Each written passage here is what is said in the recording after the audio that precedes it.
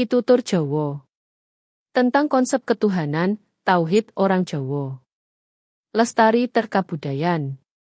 Pangeran iku ora ana sing padha. Mula aja nggambar-ngambarake wujuding pangeran.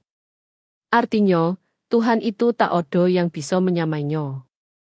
Oleh sebab itu jangan menggambar-gambarkan wujud Tuhan. Pangeran iku dudu dewa utawa manungsa, nanging sekabehing kang ana iku uga dewa lan manungsa asale saka pangeran. Artinya, Tuhan itu bukan dewa atau manusia, namun segala yang ada ini, termasuk dewa dan manusia itu berasal dari Tuhan. Pangeran iku bisa ngawohi kahanan opo wae tan kena kinaya ngopo.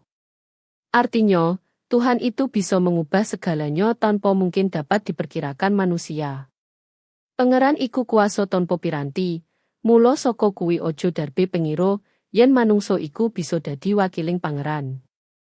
Artinya, Tuhan itu berkuasa tanpa menggunakan alat pelengkap apapun, oleh sebab itu jangan beranggapan manusia itu dapat mewakili Tuhan.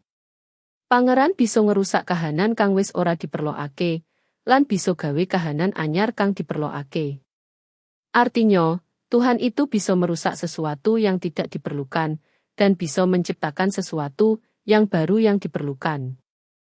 Ora ono kesakten sing mandi papesten, awit papesten iku wis ora ono sing bisa murungake. Artinya, tidak ada kesaktian yang bisa menyamai kepastian Tuhan, karena tidak ada yang dapat menggagalkan kepastian Tuhan. Owah ono gingasring kahanan iku saka kersaning pangeran kang murbahing jagat. Artinya, perubahan itu hanya atas kehendak Tuhan yang menguasai jagat, alam semesta.